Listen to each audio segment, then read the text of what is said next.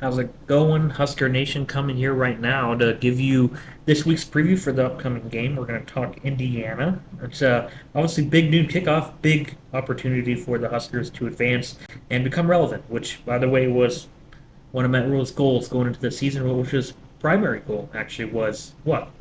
Become relevant this year. Well, guess what, guys? We have big noon kickoff this week, back to back next week too with Ohio State. But first things first, we got to take care of Indiana. I'm going to break down, let you know how I think we stack up, and give you a score prediction here. If you haven't already, like and subscribe to the channel, especially if you think we're going to go ahead and break the chains, beat Indiana on the road, beat a ranked team, and guess what? Become bowl eligible for the first time since 2016. Doesn't that sound wonderful? Smash that like and subscribe button, and let's jump into this. First things first that you need to know about Indiana. They've got a new coach, Signetti. He comes from uh, JMU, right? Pretty sure JMU. If I'm wrong about that, I apologize. But I'm pretty sure it's JMU. First year head coach over there at Indiana. Kind of very, he's got a very good track record at the schools. He's the FCS type schools and stuff he's been to in the past. And well, JMU's not an FCS school, but still got a good track record with the schools he's been at, and the confidence carries. I mean, in one of the first press conferences he did at Indiana, he said, "Google me, Google me, Mister Google me." He said when he was asked about the kind of culture he brings and the mentality he wants to give to his team, he said, "I win pretty much. That's what I do. I win. Google me, Google me." Here's the clip right now. Meshing the recruits you're getting and some of the guys you kept. Where does that process start? I mean, What do you mean? I don't get the question. well, when you recruit them, how do you sell your vision of your culture? I mean, what's Who are you talking about? The high school guys, the transfers? Who? all of the above? I mean, how do you? It's pretty simple. I win. Google me. There you have it, folks. Mr. Google Me. So that's who we're playing this weekend. And I make light of that. I make levity of it. But I've got respect for the man. I've got respect for Signetti. I've got respect for the Indiana program, and you should too. And here's why. They've done really well this year. Number one, they're undefeated. They're ranked in the top 20. And it's not a fluke, guys. I mean, for all the people out there that are saying Nebraska's going to steamroll these guys, it's a fluke that they're ranked. They haven't played anybody. I don't agree with your take. Here's why. They have played people. And they have not played much. Everyone's like, oh, Nebraska's played a harder schedule. Indiana hasn't played anybody. And it's true. Indiana hasn't played a ranked team yet. Nebraska has, and they lost to them. Indiana hasn't played any super great teams yet either, but they've handled, and I mean handled, everybody they've played with. But really, when you look at the strength of schedules, you look at the two teams, it's not much different between who's Nebraska's played and who Indiana's played. Okay, so overall record of the opponents Indiana has played, 14 and 22. Combined wins and losses for Indiana's opponents is 14 and 22.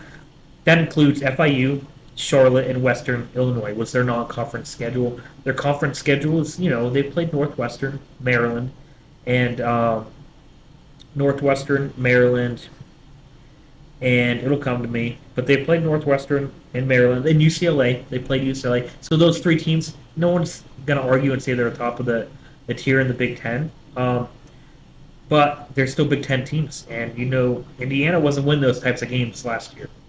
So combined record 14 and 22 for Indiana. Now Nebraska, combined record of their opponents 16 and 20. 16 and 20. Not much of a difference there, guys. Yeah, all the hate people are giving Indiana and their schedule and saying they haven't played anybody, so we're going to steamroll them. The combined records of our two opponents through 6 games and theirs is not much different. 14 and 22 Indiana, 16 and 20 Nebraska. Now Nebraska's played UTEP. It's by far the worst team that either team has played. UTEP hasn't won a game this year, guys. FIU would probably beat them. Charlotte would probably beat them. Western Illinois would beat them. UTEP, we've played the worst team of either team. UTEP hasn't won a game. I don't know if they're going to win a game. Colorado, obviously, is looking pretty solid down the stretch, so that's good for a non-conference win. And then Northern Iowa. Northern Iowa, at points, we made them look really good, and they've only won 2 games this year, for the record. And then obviously for our conference games, we lost to Illinois in overtime. That's okay. That was a ranked team. It was a good game. We play them again. I think we have a good chance that we would beat them. Right? We played. We played Purdue and we played Rutgers. We beat both of them, but not by convincing margins. And I hate to do a game by game comparison, but when you look at what other teams are doing to Purdue and Rutgers the last couple of weeks, they're steamrolling. So I'm not saying you can do that as quite of a apples to apples comparison because I don't really like that discussion. But I say that to tell you, all you people out there that are assuming that Indiana's just played a super easy schedule and we've played a much harder schedule and we're ready to steamroll them. It's a wrong assumption, I'm telling you. Now, we got to respect Indiana. We got to respect that program. What are they going to do? They have a very explosive offense. Matt Rule said it this week. Top 10 offense, top 10 defense. They're going to throw the ball. You know, Caden or Rourke, their quarterback, has only thrown 2 interceptions this year. He's lighting up the scoreboard every time he drops back to throw the ball. Let me see. So Curtis Rourke, sorry, not Caden, Curtis Rourke, all right? He's 6'5", 223. He's a senior. 14 touchdowns this year, guys, to 2 interceptions. How does that stack up to Dylan Raiola, right? Because I've heard a lot of people say that. Well, we've got Dylan Raiola. I'm not knocking Dylan Raiola, but how's he stack up to him? All right, how does he stack up to Dylan? Dylan's a true freshman, so comparatively speaking, Dylan's got 9 touchdowns to 3 interceptions. Okay. Rourke is an extremely efficient quarterback, very accurate. Their offense is very explosive. I like our matchup against their running backs, although they are averaging like 200 rushing yards a game. We're averaging 136 rushing yards a game. We're averaging about 250 passing yards a game. They're averaging about 300 passing yards a game. Now, I like our defense, right? Our defense has really stepped up over the last couple of weeks, and if they really come together out of this bye week, I think we're going to slow them down quite a bit. I do not think they've faced a defense quite like Nebraska's, but they faced offenses that are probably comparable to ours. Maybe even some teams may have been, slightly better the way our offense has played the last couple of weeks, frankly. So it's gonna be if we do win this game, it's gonna be a tight matchup, guys. We're not gonna go in and steamroll. By the way, they sold out their stadium. Now, is that a lot of Nebraska fans traveling? I don't know. It's possible. I think there's a lot of Nebraska fans traveling, but I also think, guys, it's a combination of the fact that a lot of Nebraska fans traveled, but also Indiana is now 6-0. Of course, after a bye week, people are excited to come see this team. Big Noon Kickoff's coming to town. Tickets are going to go be sold to their fans, left and right. So for anyone hoping that it's just going to be a bunch of Nebraska fans there, I don't think that's going to be the case either. Now, this is a must-win game for Nebraska, and I'll tell you why. We're coming out of a bye week. We're 5-1. We have the opportunity to win this week and become bowl eligible for the first time in almost 10 years, since 2016. That's big. If we're going to do it, if we're going to reach that 6th win, I think we need to do it right now. I'm not saying we won't. I'm not saying if we lose today, we won't reach 6. I still think we will. But I think we need to do it right now. Because this is going to set the tone for the rest of the year. We are not playing an easy back half for this schedule.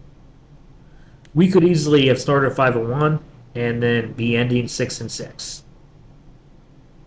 Now, would you be happy with that? I don't think I would be. I don't think most Nebraska fans would be.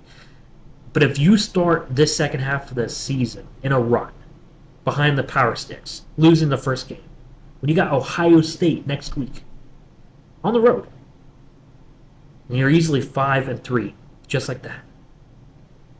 That's the problem, because here's the schedule we have ahead, guys.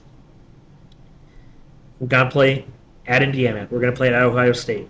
UCLA is going to come to us, and yeah, we're probably going to win that game.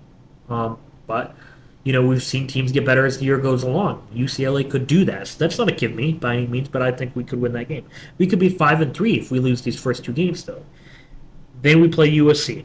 It depends on what USC team we get, but if we're not going to beat Indiana, I doubt we beat USC. So then you got 5-4.